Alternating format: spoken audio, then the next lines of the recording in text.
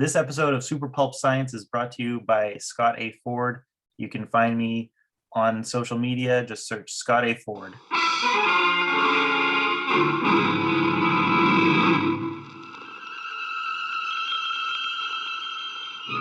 Attention, citizens. It's time for Super Pulp Science. This is Super Pulp Science, where we talk about how genre gets made. I'm here with my long-suffering co-host, Justin Curry, and an excellent guest today is here in our virtual studio, Scott A. Ford. Welcome back to the show. It's been so long. Thank you. It's a almost yearly tradition having me back. An annual tradition. Every year, your plants grow taller. I see behind you. Not last year. Space. Yeah, I think we skipped last year, but I was on in 2018 and then 2019 also. During the event. Yes. Have you on during the event. That's what we call it here in the studio, the event. Well, as long as we brought it up, I will mention for our viewers who have not heard of Scott or don't know his work that he is a writer, an illustrator. He works in the graphic novel space. At a very young age, he produced his own graphic novel series, Romulus and Remus. Then he went on to do some experimental works like Giant's Well, a very well-received book called Arkland, a magnum opus almost. And right now you're working on a project which is called Hologram Hunters. Did I get that right? That's right, yeah. Okay, so why don't you tell us, let's start on the good things. Let's not dig up any skeletons of the past just yet. Okay. All right, and let us first, why don't you tell us what Hologram Hunters is and what you're working on related to it? Should we start there or more? How did you get into art? Why are you doing this? Why are you doing this to yourself, Scott? Why are you an artist? Which question do you want me to answer first? I want you to tell our viewers, our listeners, I should say, which one of us you like best by answering the question of the person you like best. I guess I'll answer that simultaneously then with you know what, I don't think that's possible. I'll just start with Hologram Hunter is my latest comic graphic novel that I've been working on. I still don't know, after all these years, I still don't know how to distinguish the two. It's going to be about 50 pages in the end, so I'm not sure if that technically makes it a graphic novel or if it's a comic. It really doesn't matter in the end. But yeah, it's got words and pictures in a book. Yeah, that's right. That's right. And I've been working on that for basically throughout the pandemic. I've been planning it for a number of years, but then I got a grant with the Manitoba Arts Council, which was really awesome and very generous of them to award me with that. I was super honored to receive that grant to work on this comic that was just an idea in my head for a long time, and it seemed like a lot of work and was very experimental, and this grant helped solidify my confidence in making this come to fruition. And it's taken a long time to do a relatively short book, but yeah, the Manitoba Arts Council was definitely helped boost that confidence and boost my financial capabilities to keep working on this experimental book, delving into a completely different style that I'd never worked on before, kind of a different medium than I had ever worked on before. Was that part of the angle of getting the grant? Is you're doing something you're doing something experimental that isn't usually done? Yeah, that was absolutely my pitch on the grant, was that I want to try making a 3D anaglyph comic, which, if you don't know what anaglyph means, that's using classic blue-red glasses to view something in 3D. And it's something I had always wanted to try. And especially with this isn't just like taking 2D illustration and separating layers to make it sort of to make it have depth. This is actually using 3D models and then rotating them and capturing them at different angles to make it more fully 3D with depth and angles, and a round shape has curves to it. And it's a subtle look, but I'm hoping it translates in the end that you can actually feel the shapes of these 3D models that I'm making on the page. So on the 2D page, Yes. the viewer will view it through like a pair of like 3D glasses, or is this an art technique that will give some other optical effect? And no, through looking through 3D glasses, you should be able to view my scenes as if they're 3D. Do you know the book Jim Curious? I do, yeah. Yeah. That was actually an early inspiration for checking it out. Absolutely giving this a love try. that book. It is such a cool experience to flip through it. My sons and I, I got it almost as it feels, anything that comes with 3D glasses has a tendency to feel like a novelty when you first try it. But when the illustrations, like the Jim Curious is a great example of, it's done so well that you forget that there's this other apparatus and you're just along for an incredible ride. Yeah. So if that was an early inspiration for you, I can't wait to see what you've done with it. Thanks. Yeah, I'm excited for people to try it. And I right now I'm just focusing on finishing it because my deadline is up soon. And so I don't really know what format it will take in, if I'm going to try to release it partially digitally or just exclusively in print. I haven't figured that out yet. And but I'm excited for people to finally view it in whatever form it finally takes. Justin, I have an idea. Scott, I have an idea. Okay. How many pages is it? Oh, it's not done yet, but it's going to be about 50. We'll have to measure the hallways on this floor, but let's launch it. Use our space to launch it and print up 24 by 36 posters. I don't know if quite that. And let that's people massive. just wander through your story. That would be cool. Till they That would barf. be very cool. We do have very long hallways that are fairly boring. That would be a super cool walkthrough. Like everything's painted white on this floor anyway, so we could hang the whole floor and you could just wander through the hologram hunter experience. I suggest it because a gallery space, there's always a money up front. There's all this bullshit, but Sure. Just artist to artist, we could just let you have access to a great space. That would be cool. I'll I love definitely that keep that in idea. mind. Of Thank you. ripping a book apart and being Yeah. able to walk through the whole thing. That's super cool. We printed all of our favorite pages from Snow Troll's Daughter and Red and See-Through, had them done up as canvases, and we did a similar style of show. It was much smaller because they were smaller little images. We just did one hallway. And I always, while we were doing that show, I was like, man, I wish this was the whole book big. But I don't think people would really appreciate that experience the way they would if they could fall into the picture, like With the glass. with the glasses. Could you talk process for a bit? Like you've done shorter comics, really big comics. This is kind of this is a little bit in the middle. Could you just talk for people who are kind of getting into making books and making graphic novels, your planning to almost completion process and what that looks like? Because you've done so many different types of projects. I imagine you've learned a lot of tricks along the way. I have, and honestly, my process changes every single time.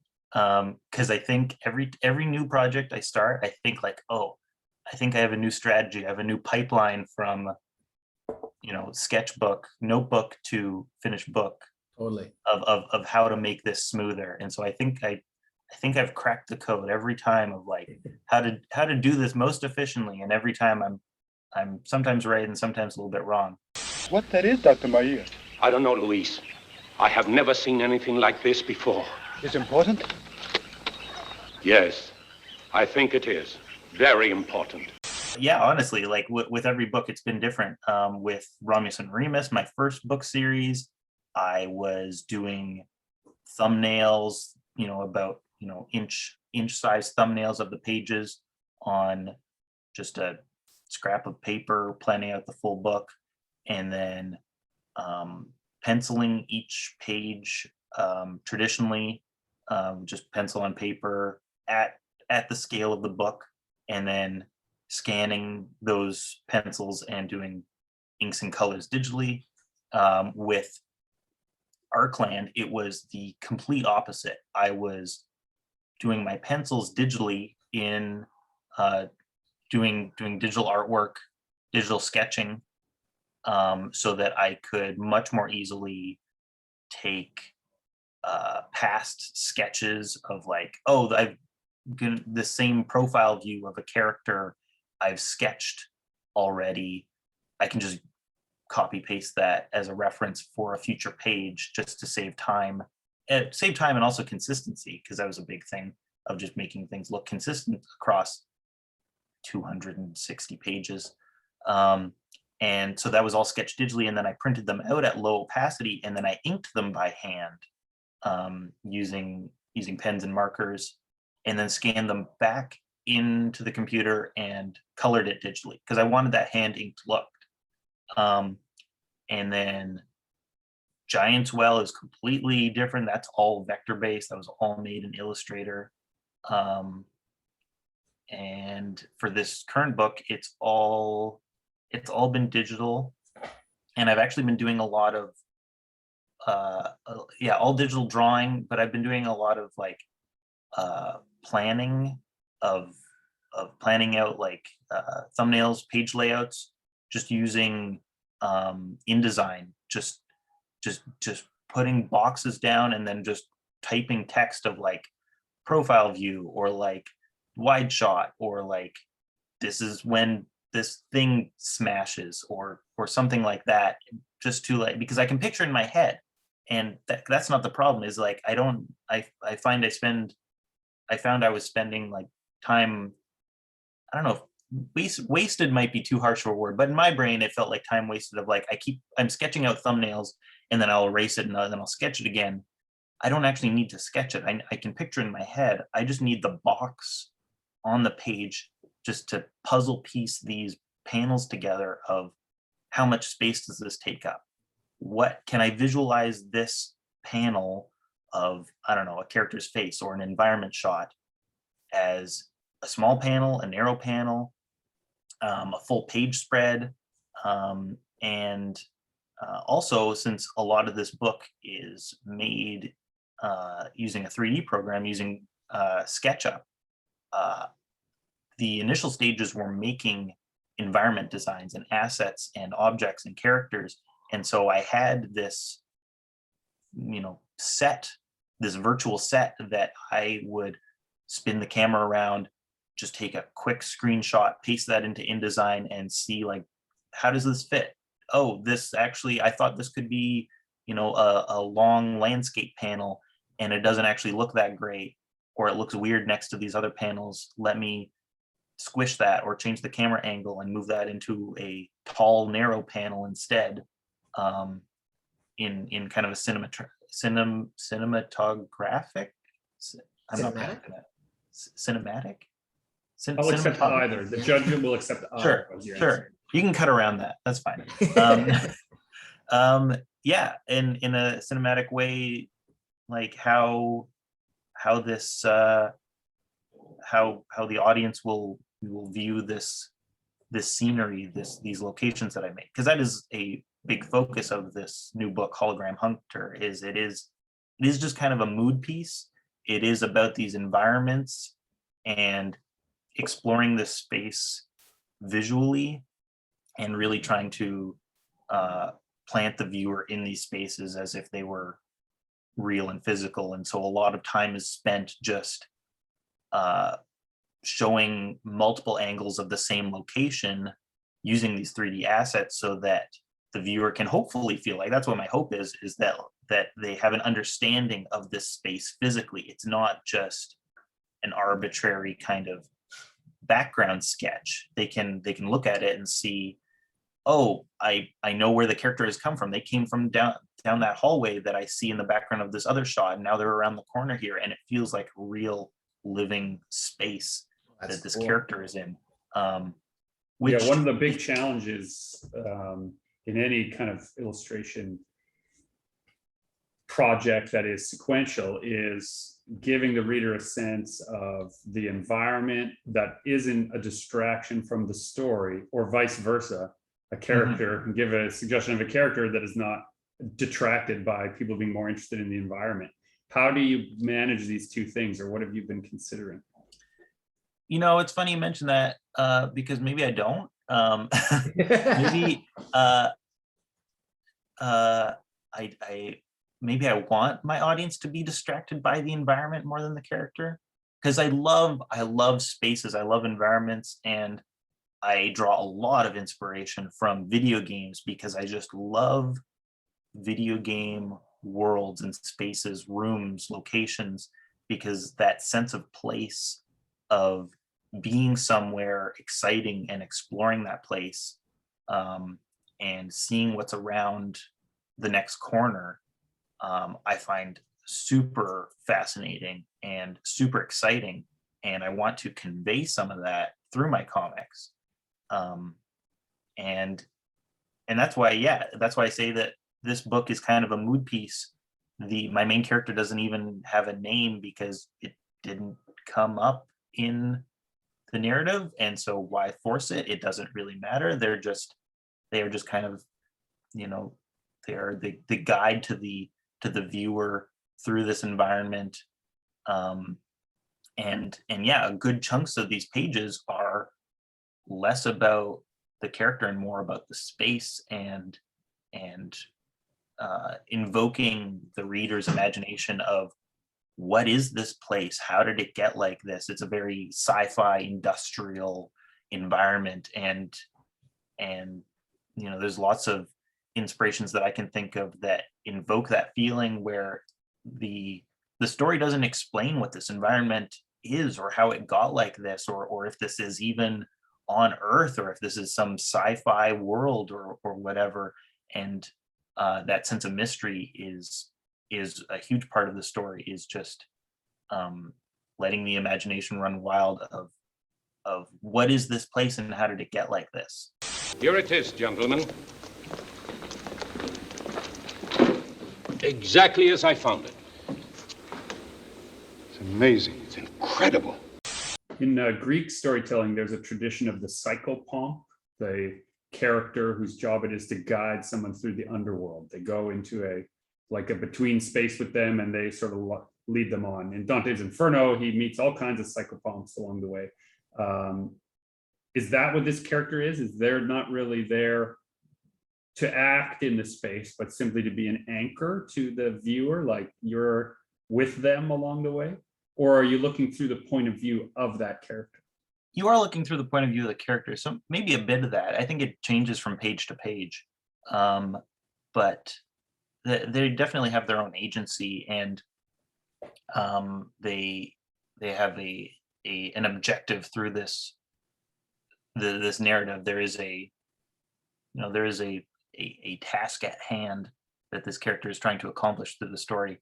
I always kind of framed this book as like an animated short film, and I don't know why that specifically, but I've watched a lot of animated short films that really feel like this slice, this proof of concept, where it's not a full narrative, but the point of it is to experiment, usually in animation, be that traditional animation or CG animation, or both, or whatever, an experimentation in style, and B, a slice of what could be a larger narrative and hinting at a larger world, but it's just giving you just this small taste, this small sort of grain of an impression of what this narrative is, and what this sort of greater conflict is in this world that they're crafting. But it's just a little peek into that, and so I always framed it in that way, is this is hinting at a larger global conflict, that you're just getting this little slice of, oh, this is the day in the life of this character living in this space, and you get a little hint of what this sci-fi conflict is, and what their role is in it, without actually explicitly explaining it or resolving it. I love stories that do that, that just kind of hint at the bigger world but don't spell it out. Are there any specific examples or inspirations that you think of that are similar to this? Like my mind immediately goes to like the Iron Giant. The robot is never explained. Like his Yeah. backstory is never explained. And if they had explained it, I think that would have ruined the story. Were there any inspirations, video game or movie or comic otherwise? Oh, I might need to think about that a bit longer. Off the top of my head, and maybe this just is because I've been replaying it recently, is one of my all-time favorite video games, Machinarium, which I don't know if you've played. Yes, I played that one. Absolutely adore that game. Gorgeous game. And it is a big part because of the environments, and it's a point and click adventure game that's kind of hand drawn in almost a watercolor style. I think it might be a French studio. I don't think there's any. Are there words? Doesn't There's no everybody speak in dialogue. like garblish? So yeah. There's speech bubbles that appear. It's a world of robots, and it's sci-fi, but it's depicted very fantastical. And the robots, when they speak, a speech bubble will appear in a comic book kind of style, but it's just pictures explaining what they're talking about. One of the robots says like, "I've lost my dog," and so there's just a speech bubble with a dog and a question mark. But the overall game is really about this sci-fi city with these robots and just piecing together this strange environment that is more connected than you think it would, especially in such a quirky, loose hand-drawn style. You expect it to be more abstract than it is, and then you see how these spaces connect, and you see how these characters connect, and what the conflict is in this place, or a hinted at conflict in this place. And it's so imaginative, and I mean the music also goes a long way for that. Just depicting the mood of this space, which is whimsical, but also such an intense sense of melancholy, which really resonates with me. While we're talking about video games, I will mention to our dear listeners that I recently sat down with my son and played through your COG demo. Oh, that's wonderful. Yeah, a game you designed for in Dreams, which That's is right. For anyone listening who doesn't know, it's basically a video game within which you can build other video games. Yeah. Dreams is a PlayStation exclusive game, although I've heard rumored it's coming to PC. Who knows if that's true? But it is a game where you make games. So it's a $60 game or $40 game. I can't remember how much that you buy like you would any other video game, and kind of like Minecraft or something like that, where you can make stuff in the game with using the game's tools. You can create games, but unlike something like Minecraft, it is entirely open-ended.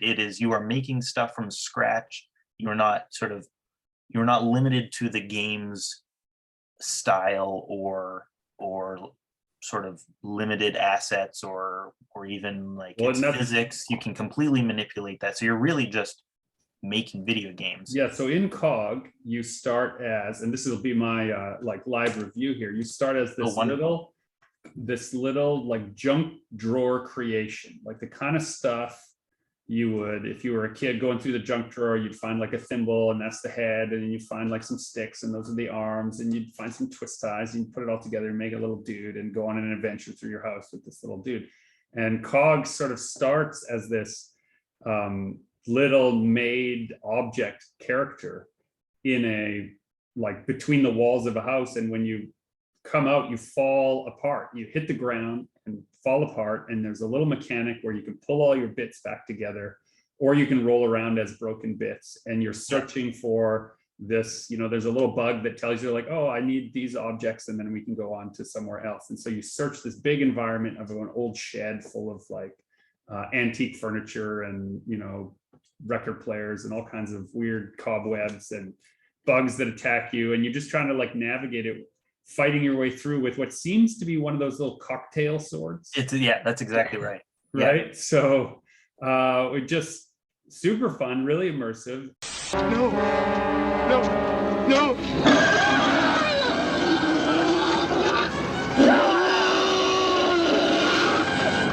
Dreams is a game that came out last year, and I had my eye on it for a while, and then I decided to get it because I thought it would be I thought it would be fun, and it's interesting because I don't usually gravitate towards creative video games because that's my job. I don't like a game where it's like, oh, you can, I don't know, design your own house or I don't know, paint decals on your character or things like that. I don't usually Make up gravitate something towards for that. fun. Yeah, that's what Yeah, I do all because day. Yeah. because that's my job, and I don't want to do that like within the confines of someone else's vision. Like I put that energy into my own work.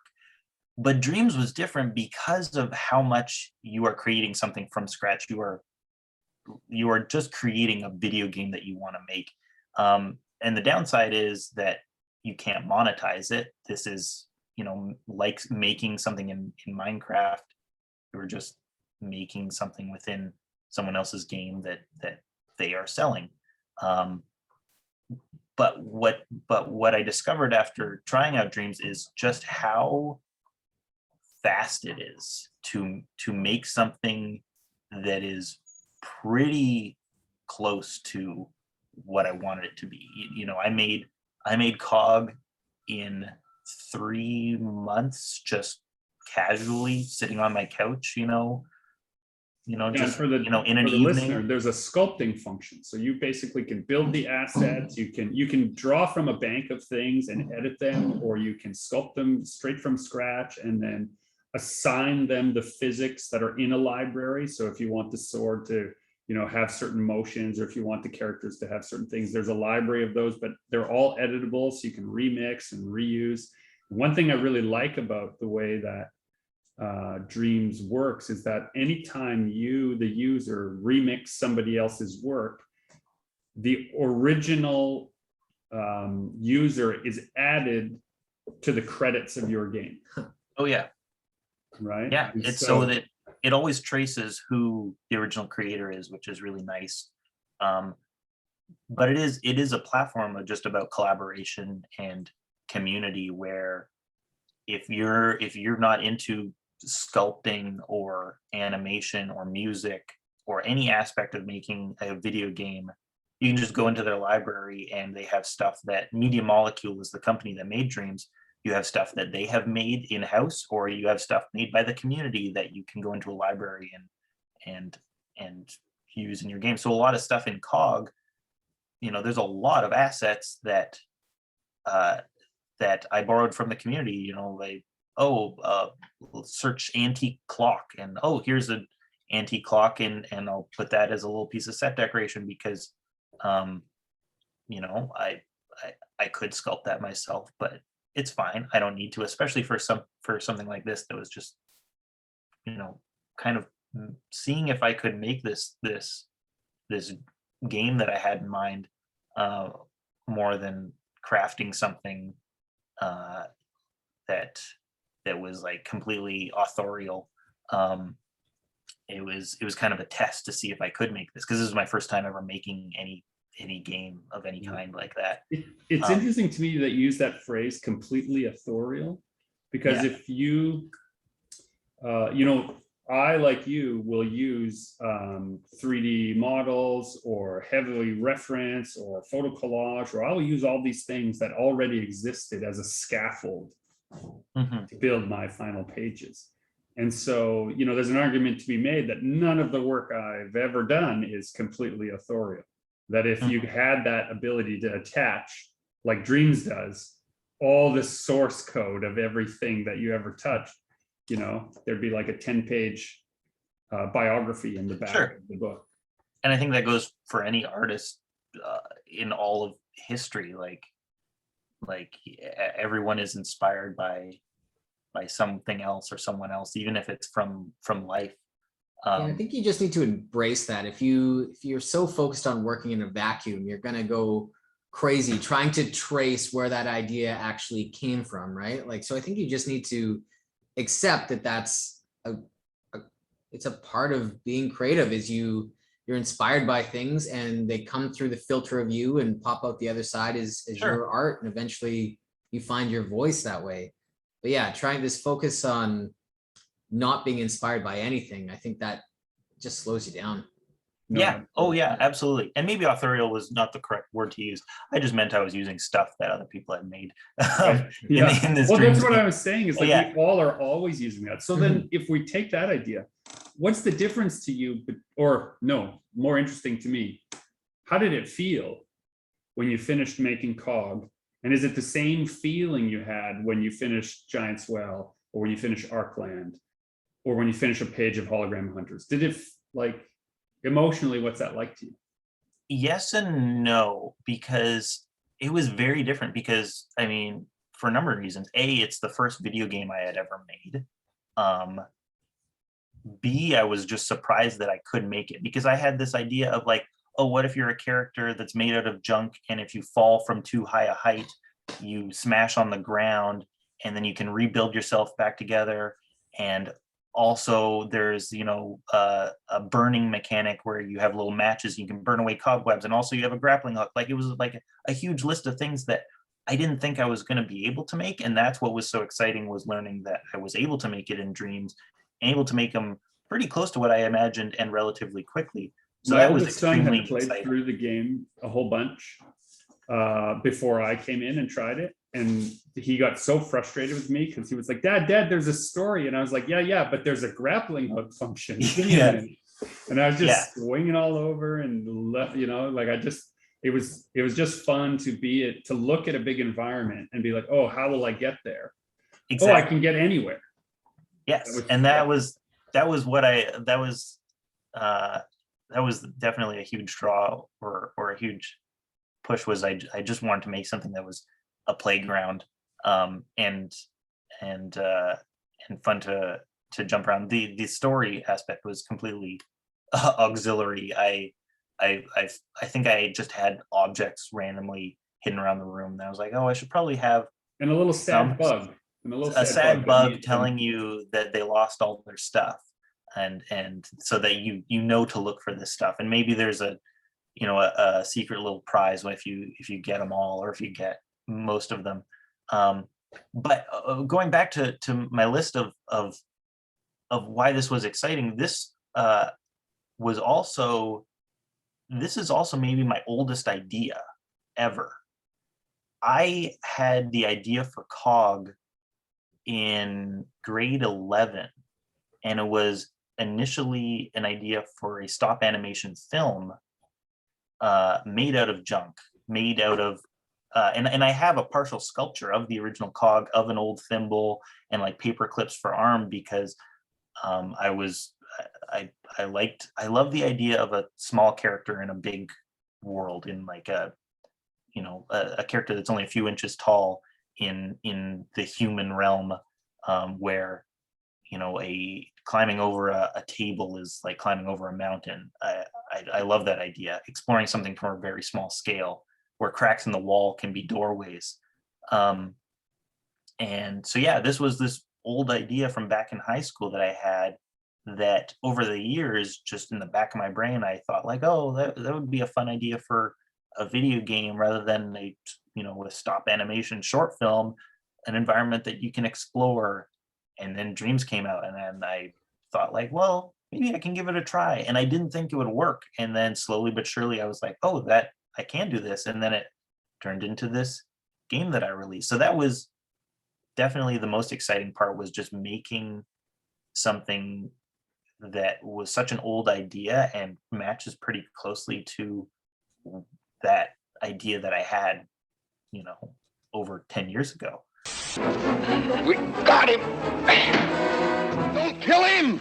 And then seeing, the community reaction to it, of, in Dreams, people can comment directly on the game and like it and give you feedback. And so it was nice to see complete strangers saying like, I played it, I found all the objects, or like, I had a really fun time with it, or like, this thing is broken, it doesn't work the way it's supposed to. And I was like, oh, okay, I'll fix that, because that's a problem. dealing with bugs. Yeah, it was exciting and very different from my other process. But then also, like I was saying earlier, a little dampened by the fact that this is just a game on that I made that's that's in someone else's game that is not it was very fun to make, but it's like it's not something I can charge money for, and the time and energy that I put into it is not something that yeah, that is lucrative to me, Is which this is this just a stepping stone though? Because I'm thinking the amount of people that I've heard their origin stories of video games being RPG Maker, right? Like they spent years with their buddies in that old RPG Maker game, building their own video game, and now they make games for a living, or now they're like at an indie studio. Like it seems like games like this are often a springboard for people getting a little more into video games. So do you foresee in the next couple years, like maybe jumping into like Unity or something a little more like that? And I have thought about it for sure. Yeah, I don't know. I don't know because that is a whole other medium, a whole other set of tools that I have no experience you with. got to make a programmer friend or two, I think. Yeah. Yes. And so that is a big question because I mean, I have so many ideas, I don't know if any of them are good, who knows that, but I have Nobody does. I have We no don't know. shortage of ideas for comics and animated short films or video games or I don't know, vinyl toys or anything like that I the restrictions that I place on myself of like I'm just gonna focus on comics right now. I'm just gonna it does help me keep focus in a career sense because I will procrastinate on projects that I maybe shouldn't be focusing on right now. If inspiration strikes and I have the capabilities to work on something, I can't help myself but work on it, even though I know I have 3 other deadlines that I absolutely should be working on those things. And those things I'm still very lucky to be doing art full time. I'm extremely privileged in that sense. And I know I should be working on those other things, but I can't help myself because it's so dang exciting. I'm right there And so I with am you. worried about that. We talk about that struggle in this room all the time. Mhm. Oh, I have an idea. I just have to do it. I just got to put it out of my brain. That's what I love about comics though, like all those things you mentioned, like a video game or a vinyl toy or even like a animated show or movie.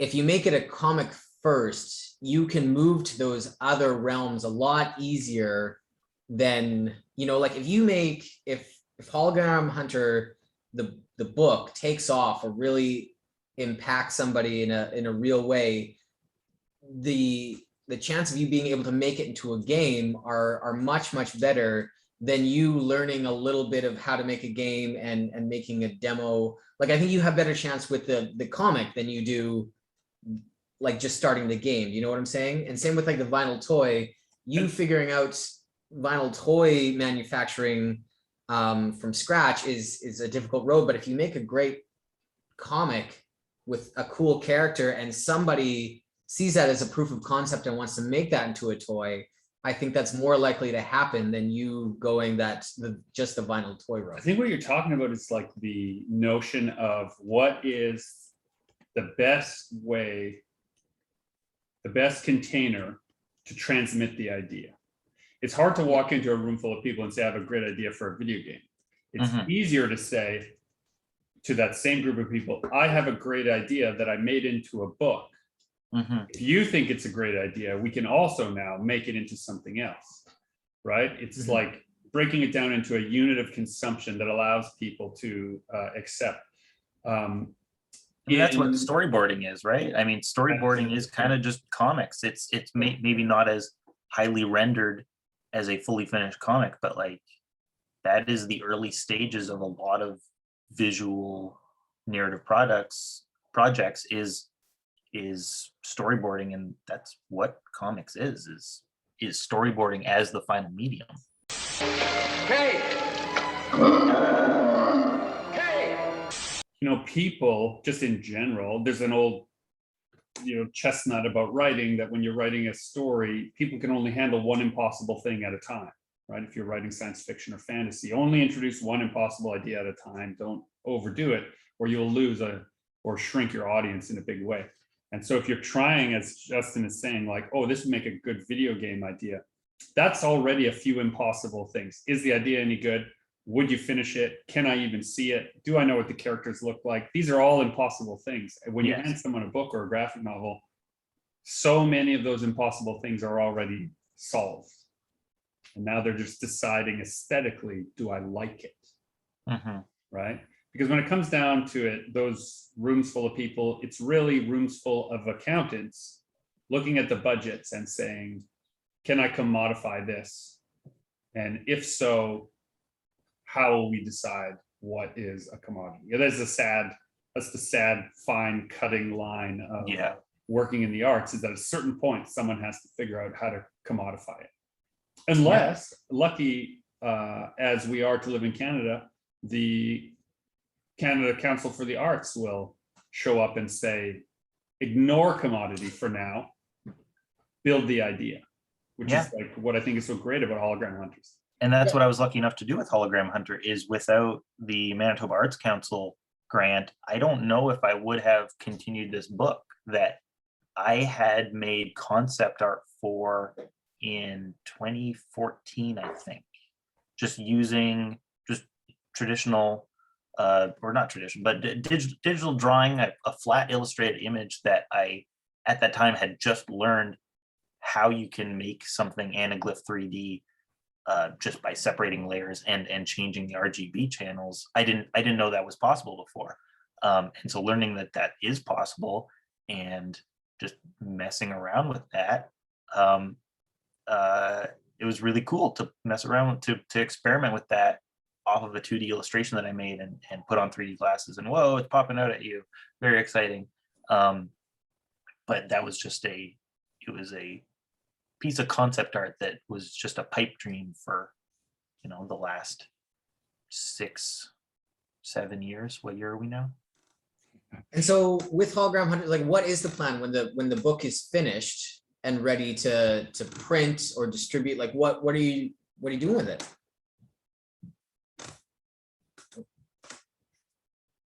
He froze. Yeah, he froze, not us. Oh wait, but Jonas is frozen too, so maybe it is us. Hello? Hello, Oh, yeah. You're back. Oh, yeah, you froze there too. Okay. Yeah, I don't know yet what the plan is with Hologram Hunter. I'd love to see it in print, and obviously to view it, you need 3D glasses. So even if it's released digitally as a webcomic version, hopefully viewers at home have 3D glasses. Doesn't everyone just have like 3D glasses sitting by their desk or by their phone, that always in their pocket, that they can whip out and read 3D comics on the go? Well, anyone who bought a print from Nico Rudolph 3 or 4 years ago probably has a few sets. That's of 3D right. glasses.